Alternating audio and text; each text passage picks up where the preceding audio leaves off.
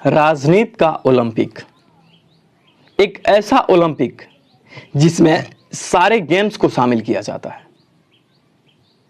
इस गेम में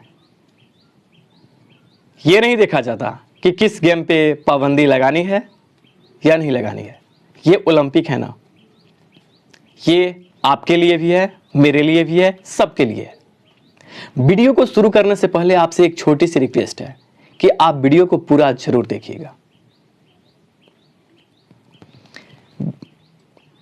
ये ओलंपिक, इसमें किसी गेम पे पाबंदी नहीं है।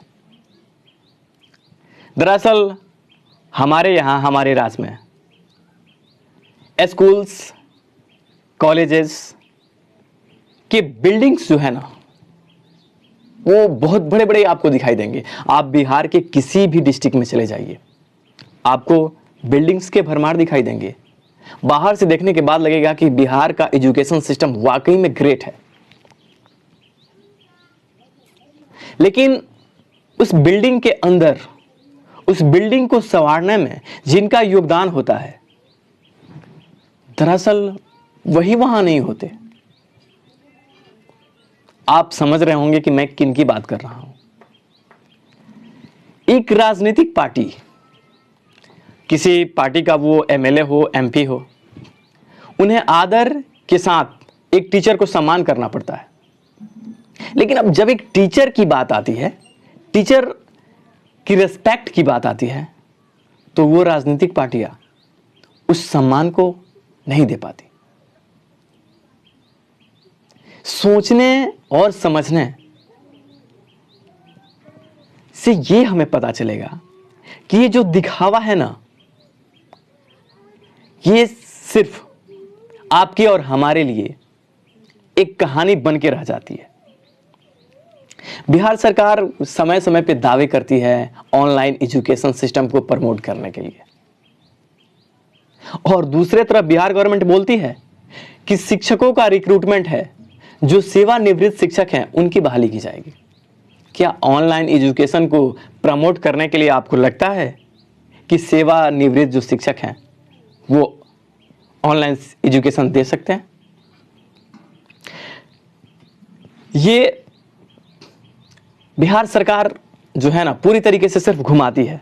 देखिए, एक न्यूज़ है, बिहार में ऑनलाइन शिक्षा का विस्तार, अब कक्षा 1 से 5 तक के बच्चे भी दूरदर्शन पर पढ़ेंगे।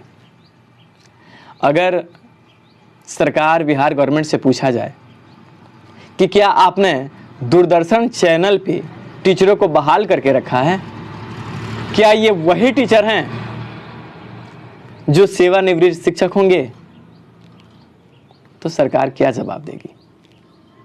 एक और न्यूज़ हम पढ़ते हैं।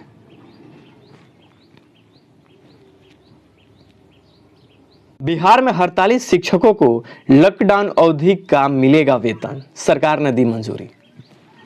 जो शिक्षक अनिश्चितकालीन हड़ताल पे थे, उस समय गवर्नमेंट उनको बोली कि आप जब तक हड़ताल पे रहोगे, नो वर्क नो पे रूल्स आप पे लागू होगा।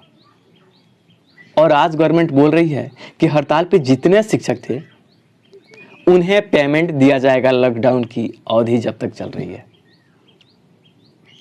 ये आपको लगता है कि आखिर इसमें माजरा क्या है? दरअसल सरकार झुकी नहीं है, सामने उसको चुनाव दिख रहा है। सरकार ऐसे ही दावे करती है। एक और न्यूज़ हम पढ़ते हैं। बिहार में डीजल और पेट्रोल की कीमत 2 रुपए लीटर बढ़ी, राज्य कैबिनेट का फैसला। दरअसल बात सोचिए, एक तरफ टीचरों के पेमेंट में भी कटौती, हर एक डिपार्टमेंट से कुछ ना कुछ डिक्रीज किया जा रहा है पेमेंट्स रिलेटेड, और पेट्रोल डीजल पे 2 रुपए की बढ़ोतरी की जा रही, जबकि वर्ल्ड लेवल पे जो एक्सपोर्टर हैं पेट्रोल डीजल के, वहां पे प्राइस 17-18% तक डाउन चला गया। आप सोच सकते हैं। एक और न्यूज़ देखते हैं। सीएम बोले बाहर से आए बिहारियों की स्किल के आधार पर उद्योगों की स्थापना के लिए टास्क फोर्स बनेगी। हमारे बिहार के प्रवासी लोग हैं जो भारत के अलग अलग राज्यों में स्टे किए हुए हैं, जॉब के लिए, अपनी आर्थिक समस्या को दूर करने के लिए दूसरे दूसरे राज्य में जॉब करने के लिए जाते हैं। उन्हें क्या पता था कि ये पेंडेमिक बीमारी उनके ऊपर इतना हावी हो जाएगी, और उन्हें आने के लिए बिहार सरकार ने कोई रुख नहीं अपनाया। और जब वो लोग बिहार सरकार से गुहार करते रहे कि आप मुझे अपने राज्य में बुलाइए, प्लीज़ बुलाइए, तब उन्होंने बोला कि नहीं, आप जहां हैं वहीं रहिए। लेकिन जब केंद्र सरकार, दूसरे स्टेट वालों ने उन्हें किसी तरीके से उनके राज्य में भेजना शुरू किया, तो बिहार सरकार बोलती है कि आपके स्किल्स के अनुसार आपको जॉब दिया जाएगा। इस बात में कितनी सच्चाई लगती है। एक और न्यूज़ देखिए,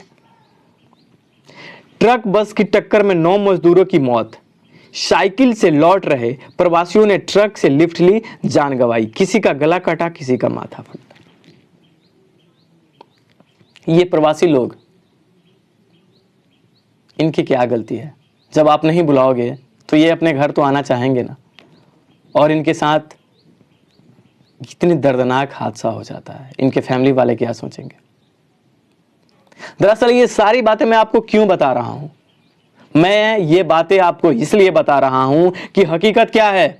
हकीकत में यहां पर कुछ नहीं होता, सिर्फ दिखावा होता है। बिहार में पॉलिटिक्स के नाम पे सारी जो समस्याएं हैं उन्हें सिर्फ उजागर किया जाता है एक अच्छाई के तौर पे। चाहे वो आप हो, चाहे वो हम हो, एक शिक्षित इंसान हो या बेरोजगार इंसान हो, सबके साथ बिहार में यही होता है। अलग अलग दावे किए जाते हैं, अलग अलग बहुत सारे फंड्स को आपके लिए जारी किए जाते हैं, लेकिन असल में होता कुछ नहीं है। आज ये राजनीतिक पार्टियां, अलग अलग पार्टियां अपनी बैठक कर रही है, किस लिए? क्योंकि सामने इलेक्शन है, चुनाव है, और आप अपने जॉब के लिए सब कुछ कर रहे हैं। लेकिन क्या होता है? कुछ नहीं होता है। आप बस ढूंढते रह जाओगे, दौड़ते रह जाओगे। एक शिक्षक के साथ बिहार में जो घिनौना रूल्स सरकार इन पे लगा रही है ना, ये सर्वनाक है हमारे लिए। हम पूरी तरीके से वीक होते चले जा रहे हैं। हमें अपनी शक्ति को पहचान करके सरकार के प्रति कुछ करना चाहिए।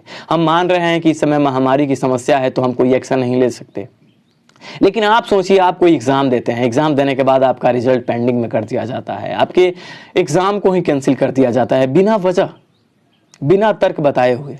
एक तर्क के साथ कोई काम किया जाता है तो अच्छा लगता है।